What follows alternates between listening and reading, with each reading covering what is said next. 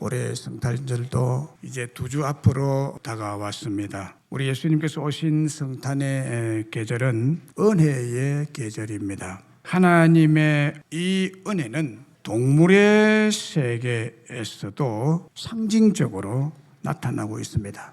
우리나라의 맑은 강이나 얕은 하천에는 손바닥만한 가시고기라는 고기가 삽니다. 이 가시고기는 암놈이 알을 낳으면 순놈이 15일 동안 아무것도 먹지 않고 이 알을 보호합니다. 알 주변에 꼬리를 흔들면서 알에게 필요한 산소들을 공급하고 또 천적으로부터 알을 보호하려고 덩치 큰 물고기와 사투를 벌이며 싸움도 마다하지 않습니다. 그렇게 15일이 지나 알이 부화해서 아주 작은 고기 새끼들이 나오게 되면 순놈은 그때 기력이 다해서 그냥 죽습니다. 그 죽은 아버지 물고기가 조그마한 새끼들이 깐 그 주변에 죽어 있죠. 그러면 새끼 물고기들은 아무것도 모른 채 자기들의 생명을 위해서 희생하여 죽은 아비의 살을 뜯어먹으면서 자랍니다.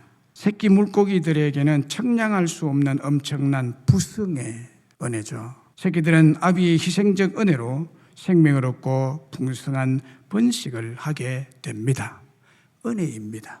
또한 얘는 TV의 동물왕국 프로그램에서 한 번은 정말 신비로운 이해할 수 없는 광경이 방영된 적이 있습니다. 사자 여러 마리가 사슴들을 공격하는 중에 한 어미사자가 도망가는 어린 사슴의 발을 걷어서 넘어뜨립니다. 그런데 이 어미사자는 잽싸게 달려가서 넘어진 어린 사슴을 잡아먹지 않고 그 옆에 같이 앉아서 넘어진 어린 사슴을 혀로 핥아주고 보호를 하기 시작을 합니다.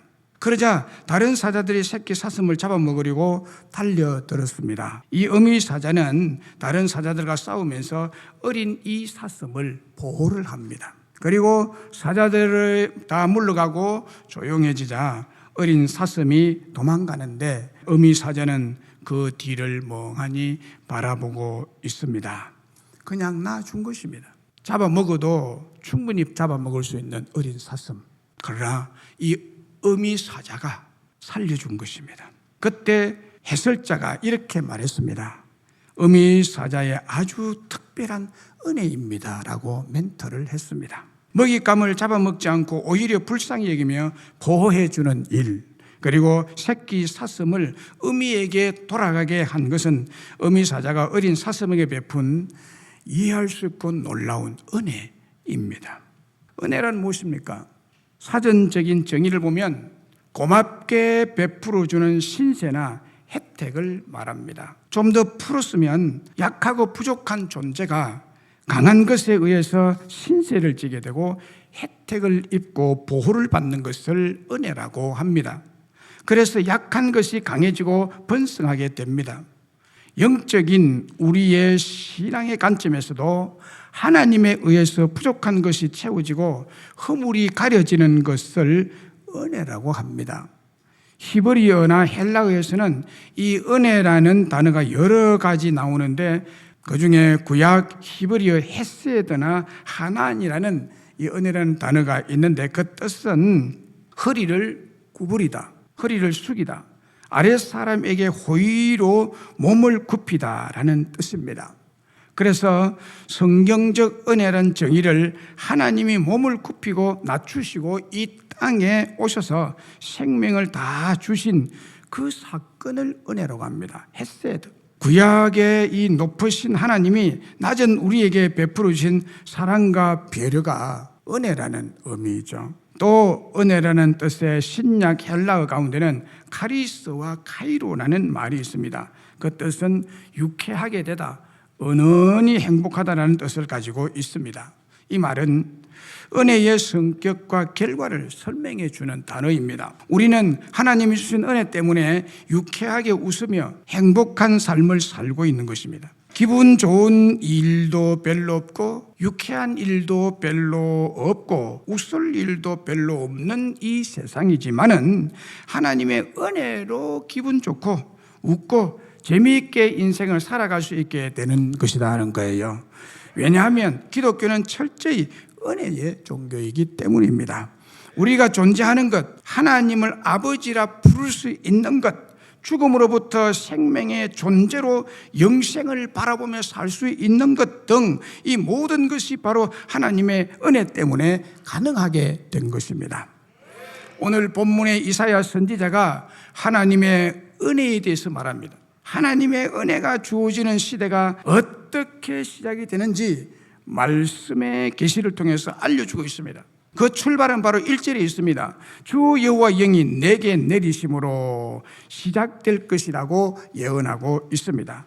여기 내게란 1인칭 대명사 나는 바로 예수님을 계시해 주는 말씀입니다. 하나님의 성령이 예수님에게 임하심으로 하나님의 은혜의 시대가 시작되고 이제 열릴 것이다 라는 것이죠.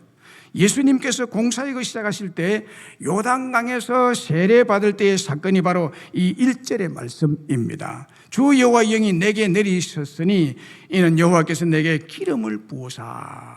특별히 성탄절은 예수님께서 큰 은혜를 이 땅에 사는 모든 사람에게 베풀어 주시기 위해서 오신 절기입니다.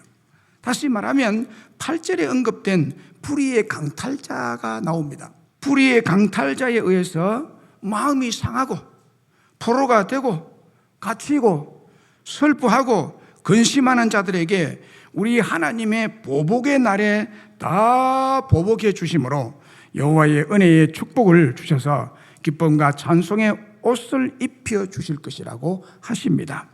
바로 이 성탄절에 오신 예수 그리스도로 말미암아 하나님의 은혜를 풍성하게 회복하게 될 것이라는 이사야 선지자의 예언의 말씀입니다. 그러면 오늘 본문에서 하나님께서 주신 은혜가 구체적으로 어떤 은혜입니까? 하나님은 만족하고도 남는 큰 은혜의 복을 그를 믿고 따르는 우리들에게 주셨다는 것입니다. 본문에서 예수님께서 오셔서 주실 큰 은혜의 복을 구체적으로 언급하고 있습니다. 그것은 가난한 자를 부하게 하신다는 거예요. 이게 예수님이 주실 은혜라는 거예요. 자기가 노력해서 부하게 되는 것이 아니라 예수님이 부하게 해주겠다. 마음이 상한 자의 내적 상처를 온전히 고쳐주겠다. 갇히고 포로된 자에게 자유를 주겠다. 시온에서 슬퍼하는 모든 슬픈 자에게 화관과 기쁨의 기름과 찬송의 옷을 입혀주심으로 하나님의 영광을 드러내는 큰 은혜의 복을 받을 자손이 되게 하시겠다는 거예요. 오늘 본문에서 특별히 두 가지 은혜를 주실 것을 이렇게 표현하고 있습니다. 하나님의 은혜의 해와 하나님의 보복의 날이라고 표현합니다. 영혼 구원의 은혜와 아울러 물질의 풍요로운 은혜, 그리고 반대 개념인 우리의 원수들에게 하나님의 보복으로 주시는 은혜, 이 두 가지를 통해서 만족하고도 남는 풍요로운 은혜를 주실 것이라는 것입니다. 1절에서 3절까지는 영혼 구원의 은혜이고 4절에서부터 9절까지의 말씀은 이 포악한 강탈자에게 빼앗겼던 것을 세상 물질의 풍요로운 축복을 다시 빼앗아 주겠다는 거예요. 보복하시는 하나님이십니다.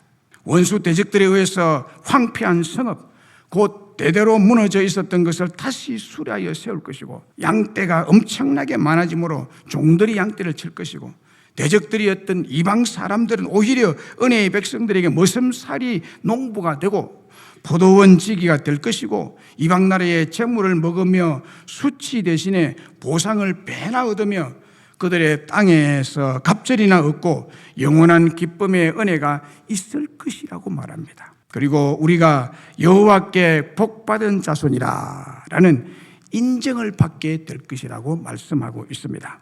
성령의 기름 부으심을 받으신 예수님, 이 예수님이 오신 성탄절 사건 안에는 하나님의 무조건적인 사랑이 있고 죄 용서하심이 있고 우리를 위해 원수들을 보복하셔서 참된 평화와 자유의 노임을 주시고 마음의 깊은 상처를 치유하시는 영혼의 치유를 주시고 다시는 원수들에게 강탈당하는 일 없도록 철저히 보복하시고 안각품해서 보호해 주실 뿐만 아니라 강탈당한 것에 배로 보상받게 해주시고 땅에서도 갑절의 수확을 거두도록 풍년의 호갱기를 만들어 주실 것이라는 약속이에요.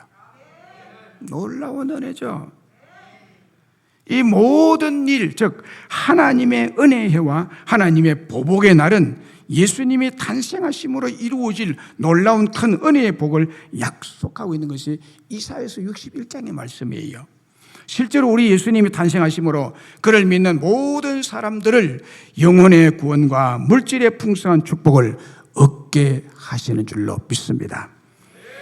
그렇습니다. 이 성탄절에 육신을 입고 또 성령의 기름 부으심을 받고 오신 예수님은 우리 모두에게 영혼의 구원과 범사의 형통한 축복과 건강의 축복을 은혜로 주시는 줄로 믿습니다. 여러분 기억하세요? 이 성탄절에 오신 하나님의 아들 예수님을 믿는 자는 누구든지 이 두 가지 영혼의 축복과 물질의 회복과 갑절의 축복을 받게 될 줄로 믿습니다. 가난하고 병들고 고통당하고 세상에서 버림받은 자 같고 가치 없었던 우리를 놀랍도록 회복하셔서 마치 신랑이 사모를 쓰며 신부가 자기 보성으로 단장함같이 고귀한 신분으로 상승시켜 주시는 것입니다. 그래서 10절의 말씀대로 내가 여호와로 말미암아 크게 기뻐하며 내 영혼이 나의 하나님으로 말미암아 즐거워한다고 고백하게 될 것이라고 말씀하고 있습니다. 할렐루야. 아멘이시죠? 하나님의 은혜의 능력은 확실합니다. 불가항력적 은혜입니다. 에베소서 2장 7절로 8절에 이는 그리스도 예수 안에서 우리에게 자비하심으로써 그 은혜의 지극히 풍성함을 오는 여러 세대에 나타내려 하심이라. 너희는 그 은혜에 의하여 믿음으로 말미암아 구원을 받았으니 이는 너희에게서 난 것이 아니요 하나님의 선물이라. 은혜의 지극히 풍성한 은혜, 이 은혜가 우리에게 하나님의 선물로 주신 것이다. 우리 예수님이 우리에게 주신 은혜는 지극히 풍성한 은혜입니다. 너무 풍성해서 청량할 수 없는 이 은혜로 우리가 다 구원을 받은 줄로 믿습니다. 은혜란 우리의 행위에 달린 것이 아니라 하나님이 하신 일에 달린 것입니다. 은혜가 값없이 주어진다고 해서 값싼 것이 아닙니다. 예수님이 십자가의 희생으로 이루어진 아주 고귀하고 값비싼 은혜인 것입니다. 은혜란 행위로 얻어낸 성취물이 아니라 외부에서 주어지는 선물입니다. 은혜가 우리에게 요구하는 것은 아무것도 없어요. 은혜 받을 자격이란 이 세상에 존재하지 않습니다. 예수님이 우리에게 베풀어 주시는 은혜가 자격 없는 자에게 값없이 주어지는 선물인 줄로 믿습니다. 사도 바울의 회심 사건을 보세요. 사도행전 9장에 기록되어 있습니다. 유대 종교의 엄한 율법파였던 바리새파에 속한 사울이었습니다. 사울은 신도시로 형성된 다메섹 지역에서 대제사장의 역할을 하는 사람이었습니다. 이 율법주의자 바리새파 사울이 주의 제자들과 교회에 대하여 여전히 위협과 살기가 등등해서 예루살렘에 있는 대제사장에서 체포영장인 공문을 받아가지고 다메섹 여러 회당에 가서 만일 예수 그리스도의 십자가의 도, 복음의 도를 따르는 사람을 수색해서 찾아내기만 하면 남녀를 막론하고 결박해서 예루살렘으로 잡아오려고 가고 있었습니다. 초대교회와 그리스도인들에 대해서 시기심과 미움과 분노가 가득해서 잡히는 대로 끌어가려고 다메섹에 거의 가까이 다 이르렀습니다. 그때 호련히 갑자기 앞도 아니고 뒤도 아니고 오른쪽도 아니고 왼쪽도 아니고 위에서 생각지도 못한 하늘에서 햇빛보다 더 밝은 강렬한 빛이 그를 완전히 포위해서 둘러 비추었습니다. 자기 종교의 충성을 따른 열심파로서 살기 등등하고 자신감이 넘치고 악에 받쳐있던 사울이 하나님의 빛에 두들겨 맞습니다. 그래서 맥없이 땅에 엎드려져 넉다운 되어 버렸습니다. 너무 갑자기 땅에 엎드려졌는데 바로 그때 사울아 사울아 네가 어찌하여 나를 박해하느냐. 주여 누구십니까? 나는 네가 박해하는 예수라. 같이 가던 사람들은 소리만 듣고 아무것도 보지 못하고 말도 못하고 서 있을 수밖에 없었고, 사울이 땅에서 일어나 눈은 뜨서나 아무것도 보지 못하고 사람의 손에 이끌려서 다메섹으로 들어갑니다. 그곳 다메섹에서 며칠을 머물다가 아라비아 사막으로 가서 3년 동안 혼자 다메섹에서 자기를 찾아오셔서 만나주신 부활하신 주님과 홀로 만나면서 예수 십자가의 은혜의 복음을 완전히 알게 되고 깨우치게 되고 거듭나게 됩니다. 이 사건을 후일에 그가 고백하기를 이렇게 고백합니다. 고린도전서 15장 9절로 10절의 말씀입니다. 나는 사도 중에 가장 작은 자라. 나는 하나님의 교회를 박해하였으므로 사도라 칭함 받기를 감당하지 못할 자니라. 그러나 내가 나된 것은 하나님의 은혜로 된 것이니 내게 주신 그 은혜가 헛되지 아니하여 내가 모든 사도보다 더 많이 수고하였으나 내가 한 것이 아니요 오직 나와 함께 하신 하나님의 은혜로라. 하나님의 큰 은혜, 이해할 수 없는 은혜. 어떻게 자기 같은 사람을 이렇게 구원시켜 주시는지 이해가 안 되는, 어미 사자가 다쳐서 드러누워 있는 사슴 새끼를 잡아먹지 않고 살려보내는, 이해되지 않는 그게 하나님의 은혜인 것입니다. 요한복음 8장 3절로 11절에 보면요, 특이한 한 사건을 기록하고 있습니다. 율법주의자들인 서기관들과 바리새인들이 간음하던 현장에서 잡힌 여자를 끌고 와서 가운데 세우고 예수님께 이렇게 말합니다. 선생이요, 이 여자가 간음하다가 현장에서 잡혔나이다. 모세는 율법에 이러한 여자를 돌로 쳐서 죽여버리라고 했는데 선생님은 어떻게 하겠습니까? 이 죄인 여자를 빌미로 고발할 조건을 얻고자 해서 예수님을 시험한 사건입니다. 그때 예수님께서 몸을 굽혀 손가락으로 땅에 어떤 글을 썼습니다. 말을 쓰고 일어나 너희 중에 죄 없는 자가 먼저 돌로 치라 하시고 다시 몸을 굽혀서 손가락으로 땅에 뭔가 썼습니다. 이걸 다 그 쓴 사람들이 읽었습니다. 바리새인들과 사두개인들. 그들이 이 말을 보고 이 말을 듣고 양심의 가책을 느껴서 어른으로부터 시작해서 젊은이까지 하나씩 하나씩 다 빠져나가고 오직 예수와 그 가운데 섰는 여자 둘만 남았습니다. 예수님께서 일어나셔서 여자 외에 아무것도 없는 것을 보시고 이러시되 여자여, 너를 고발하던 자 그들이 다 어디에 있느냐? 너를 정죄한 자가 없느냐? 대답하되 주여 없나이다. 예수께서 이르시되 나도 너를 정죄하지 아니하노니 가서 다시는 죄를 범하지 말라 하고 보냈습니다. 자, 여기 보세요.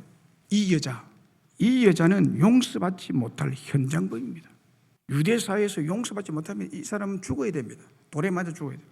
윤리적으로, 도덕적으로, 유대 종교적으로 변명의 여지가 전혀 없는 죽음마땅한 죄인입니다. 그것도 율법주의자들인 서기관과 바리새인들에 걸린 것입니다. 뼈도 박도 못할 막다른 위기의 처지에 놓인 여자입니다. 살아날 가능성은 전혀 없습니다, 이 여자한테. 그런데 이런 여자가 고발자, 정죄자들인 율법주의자들에 의해서 개같이 끌려서 제사장에게로 간 것이 아니라 예수님에게로 왔다는 사실이에요. 이 율법주의자들이 예수님을 시험하기 위해서 왔지만 이 죽음마땅한 여자에게는 예수님에게 왔다는 거예요. 은혜의 생명싸개이신 우리 예수님, 변명의 여지가 전혀 없는 그 모습 그대로 피난처이신 예수님 앞에 왔다는 것이 청량할 수 없고 이해할 수 없는 은혜의 출발이었던 것입니다. 죄를 고발하여 죽이려 했던 원수, 그들을 보복하시고 물리치시고 은혜의 생명을 주신 분이 예수님이십니다. 그래서 이 여자가 죽음에서 살아나게 됩니다. 조건 없는 사죄의 큰 은혜를 예수님께서 이 여인에게 주신 것입니다. 이것이 예수님께서 우리 모두에게 주신 은혜의 진수입니다.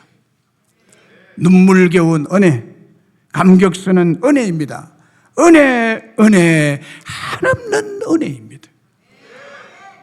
영혼을 죄에서 해방시켜 주시는 큰 은혜의 복은 유독 기독교에만 존재하는가? 질문에 대한 답을 리트로벨의 책 은혜, 하나님의 은혜란 책에서 이렇게 설명하고 있습니다. 완전한 용서와 영원한 삶을 순전히 선물로 주십니다. 이건 마치 나쁜 짓을 하다가 걸린 아이를 부모가 그냥 봐주는 정도가 아니라 한없이 사랑하기에 아이스크림까지 주는 것과 같습니다. 그게 은혜입니다. 우리로서는 받을 자격도 없고 노력으로도 얻어낼 수 없고 뭔가 기여할 수도 없는 놀라운 선물입니다. 하나님은 자격 없는 우리에게 아낌없이 넘치도록 은혜를 주십니다. 값없이 베푸시는 이 가분한 은총을 누구나 원하면 받을 수 있습니다.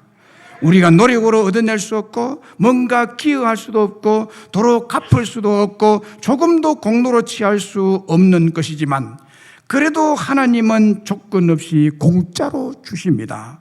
우리를 그분의 형상대로 지으셨고 우리와 영원히 관계를 누리시기를 원하시기 때문입니다. 이것이 은혜의 복음의 기쁜 소식입니다 라고 설명하고 있습니다. C.S. 루이스는 하나님의 큰 은혜의 복을 이렇게 말했습니다. 그리스도인이 된다는 것, 그리스도인이 된다는 것은 용서할 수 없는 일을 용서한다는 뜻이다. 하나님이 당신의 용서할 수 없는 죄를 모두 용서하셨기 때문이다 라고 했습니다. 우리가 참 그리스도인이 된 것은 용서할 수 없는 우리의 천만 가지 죄를 다 용서하신 하나님의 큰 은혜의 복을 받은 자들이 되었다는 뜻입니다. 그렇습니다. 예수님의 은혜만이 사람을 변화시킵니다. 예수님의 은혜만이 우리를 치료하십니다. 율법은 사람을 변화시킬 수 없고 정죄만 합니다. 그러나 예수님의 은혜만이 사람을 변화시킵니다. 율법주의자요 살인자 사울, 가늠하다가 현장에 잡혀온 여인을 보세요. 율법은 돌로 쳐 죽일 수는 있어도 변화는 못 시킵니다. 빅토르 위고의 네 미제라블에 나오는 장발장, 빵 하나 훔친 것 때문에 19년 감옥생활을 했지만 그 정의는 그를 변화시키지 못했습니다. 율법을 의미하는 그 경찰관이 계속 주저가에 따라다닙니다. 잘못하면 잡아가 죽이려고 장발장을 따라다니는, 이게 율법인 거예요. 그러나 그 사제가 보여준 은혜의 원리가 완악한 마음을 녹이고 새로운 삶에 대한 살 길을 열어줍니다. 그렇습니다. 우리의 삶의 영적 대수술은 은혜로 시작됩니다. 그래서 우리는 은혜 없이 살 수가 없습니다. 사는 것이 온통 은혜입니다. 하나님의 말씀에 의하면 하나님 앞에서 자신의 실상을 정확히 이해하면 여러분의 내면에 두 가지 강렬한 반응이 일어납니다. 여러분들 택한 백성인지 버림받은 백성인지 이 두 가지 반응으로서 알아볼 수 있습니다. 죄 때문에 하나님과 완전히 분리된 것에 대해서 절대적인 공포에 빠질 수 있는 반응. 또 하나는 하나님이 은혜로 베푸신 용서와 영생의 선물, 또 모든 삶의 회복을 주신 큰 은혜의 축복 덕분에 감사와 기쁨이 넘칠 수 있는 반응. 이 둘 중에 어느 곳에 속합니까, 여러분들? 어느 쪽입니까? 오늘 저는 여러분들 중에 한 사람도 버림받은 심령이 없기를 간절히 바랍니다. 오직 여러분에게 하나님은 만족하고도 남는 큰 은혜의 복을 내게 주셨다는 믿음으로 기뻐하고 감사하며 살아가는 참 그리스도인이 되기를 간절히 바랍니다. 그러면 하나님의 은혜 받은 우리는 어떻게 살아야 합니까? 철저하게 이 은혜에 감사하며 살아야 합니다. 본문 1절로 3절 같이 읽어봅니다. 여기에 언급된 가난한 자, 마음이 상한 자, 포로된 자, 갇힌 자, 슬픈 자는 바로 하나님의 값없이 주시는 큰 은혜의 복을 받은 우리들이었습니다. 우리가 전에는 가난한 자였습니다. 마음이 상한 자였습니다. 포로된 자였습니다. 갇힌 자고 슬픈 자였습니다. 이것을 해결할 길이 없었던 자였습니다. 그런데 주 예수님께서 탄생하셔서 우리를 영적으로 육적으로 구원의 큰 은혜의 축복을 주셨으니 이 은혜에 대해서 감사하는 삶을 살아가야 마땅한 도리일 것입니다. 그런데 자신의 공로를 생각하고, 이 교회에 보면 공로주의자들이 있어요. 내가 어떻게 했는데 그 공로를 의지하면서 교회 생활을 한다는 것은요, 불타는 곳에서 지푸라기를 의지하는 것과 똑같이 형벌을 받게 됩니다. 그러나 은혜를 따라 감사하며 살아가는 참된 신앙인은 언제나 그 마음속에 하나님의 나라의 크고 깊고 풍성한 은혜의 큰 축복을 누리며 살아가게 될 줄로 믿습니다. 출애굽기 20장 5절로 6절에 보면 이런 말씀이 있어요. 우상들에게 절하지 말며 그것들을 섬기지 말라. 나 네 하나님 여호와는 질투하는 하나님인지 나를 미워하는 자의 죄를 갚되 아비로부터 아들에게로 3세대까지 이르게 하거니와 나를 사랑하고 내 계명을 지키는 자에게는 천대까지 은혜를 베푸느니라. 여기에 보면요, 우상을 섬기는 자들을 가리켜서 하나님을 미워하는 자들을 규정하고 있습니다. 질투하시고 복수하시는 하나님의 분노로 그 죄를 갚아서 아버지로부터 아들에게 3세대까지 죄를 갚을 것이라고, 하나님이 갚을 것이라고 말합니다. 그러나 하나님을 믿고 순종하는 자를 나를 사랑하는 자라고 규정하고 사랑의 하나님께서 그들에게 천대까지 은혜를 베풀어 주실 것이라 약속하고 있습니다. 우리는 이 복을 받은 줄로 믿습니다. 그런데 여러분의 자녀들은 지금 모여서 무엇을 하고 있습니까? 질투하시는 하나님과 보복하시는 하나님 앞에 벌 받도록 놔주면 안 되는 거예요. 민수기 21장 5절로 6절에 백성이 하나님과 모세를 향하여 원망하되 어찌하여 우리를 애굽에서 인도하여 내 이 광야에 죽게 하는가? 이곳에는 먹을 것도 없고 물도 없도다. 우리 마음이 이 하찮은 음식을 싫어하노라며 여호와께서 불뱀들을 백성 중에 보내어 백성을 물게 하심으로 이스라엘 백성 중에 죽은 자가 많은지라. 은혜를 모르고 애굽에서 구해낸 그 크고 청량할 수 없는, 이해할 수 없는 은혜를 모르고, 열왕기하 2장 23절 24절에 보면 이런 말씀이 또 있어요.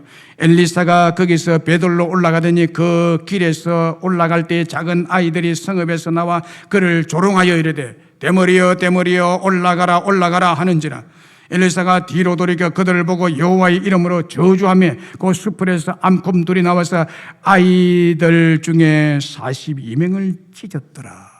하나님의 엄청나고 이해할 수 없는 은혜를 감사하지 아니하고 기뻐하지 아니하고 업신여기고 하나님께 불평하고 지도자 모세 엘리사를 원망하고 조롱한 사람들에게 불뱀과 암콩을 보내어서 물게 하심으로 이스라엘 백성 중에 많은 자가 죽고 아이들 중에 42명이 곰에게 찢겨 죽었습니다.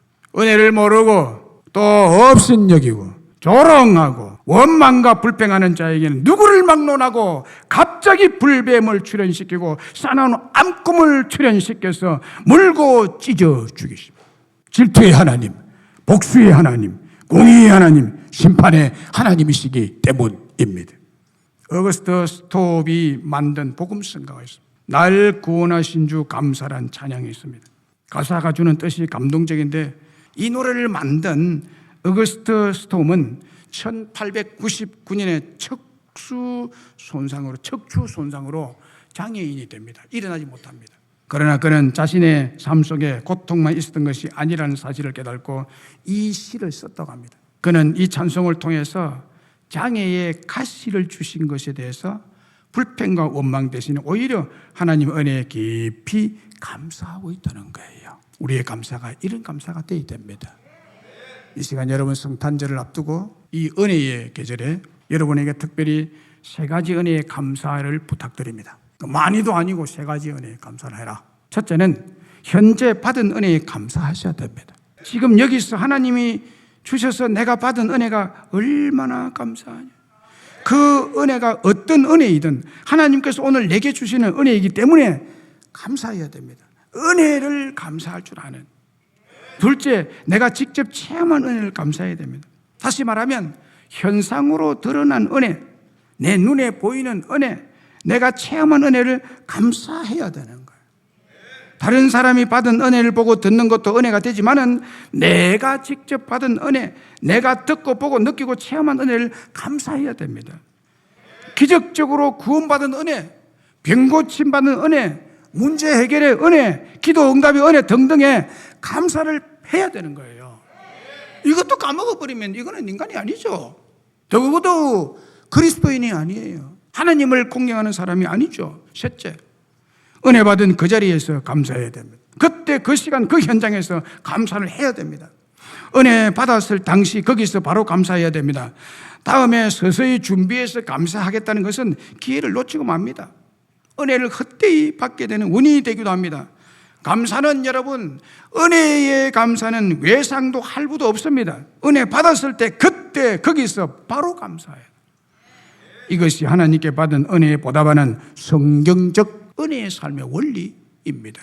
말씀 맺습니다. 고린도후서 12장 7절로 10절에 보면 이런 말씀이 있어요. 여러 계시를 받은 것이 지극히 크므로 너무 자만하지 않게 하시려고 내 육체에 가시 곧 사탄의 사자를 주셨으니 이는 나를 쳐서 너무 자만하지 않게 하려 하심이라. 이것이 내게 떠나게 하기 위하여 내가 3번 죽게 간구하였더니 육체에 가시가 있는데 이것을 없이 해달라고 3번이나 기도했어요, 바울이. 그때 하나님의 응답이 나에게 이르시기를 내 은혜가 네게 족하다. 내 은혜가 네게 족하다. 그러므로 도리어 크게 기뻐함으로 나의 여러 약한 것들에 대하여 자랑하리니 이는 그리스도의 능력이 내게 머물게 하려 함이라라고 했습니다.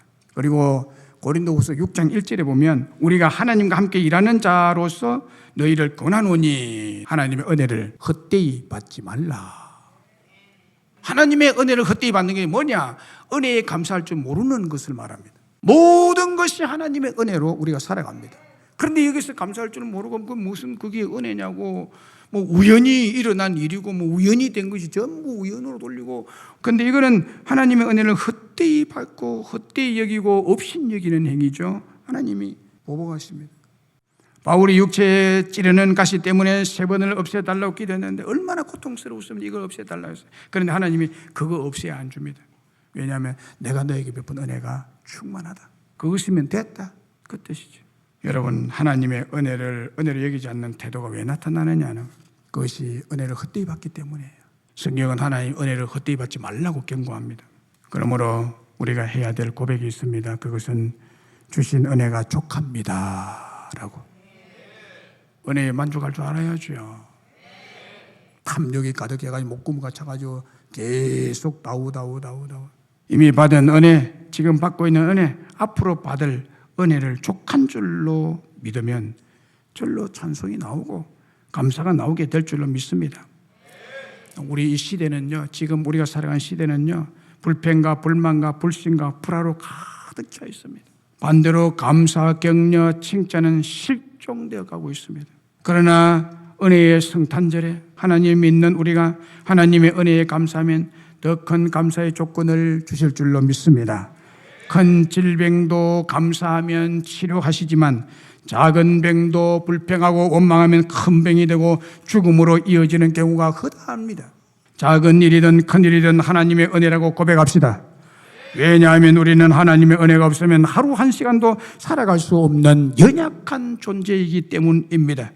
끝으로 시편 123편 2절 3절의 말씀으로 여러분들에게 부탁을 드립니다. 상전의 손을 바라보는 종들의 눈같이, 여주인의 손을 바라보는 여종의 눈같이 우리의 눈이 여호와 우리 하나님을 바라보며 우리에게 은혜를 베풀어 주시기를 기다리나이다. 여호와여, 우리에게 은혜를 베푸시고 또 은혜를 베푸소서. 사랑하는 여러분, 우리 하나님은요, 은혜로우신 하나님이십니다. 그러므로 간절한 마음으로, 애절한 마음으로 우리에게 은혜를 베풀어 달라고 기도하라고 하십니다. 그 기도의 응답으로 만족하고도 남는 큰 은혜의 복을 받아 누리시고 또 철저하게 받은 은혜를 깨닫고 알고 믿으면서 감사하며 살아감으로 여러분의 삶이 하나님의 은혜의 선순환으로, 하나님의 은혜의 선순환으로 형통하고 복된 삶을 살아가시기를 주의 이름으로 축원합니다.